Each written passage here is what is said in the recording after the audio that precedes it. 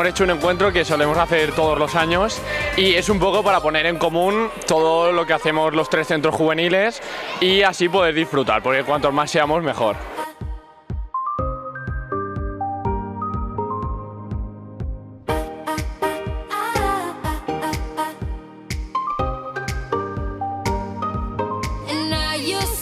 Pues nos hemos juntado tres centros juveniles que se llaman Portea, Oberta, Amics y Entre Amics.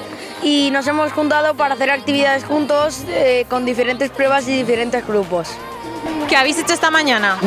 Hemos hecho una actividad para encontrar el reloj del conejo de Alicia. ¿Y qué actividad os ha gustado más, la de la mañana o de la tarde? Las dos, creo yo.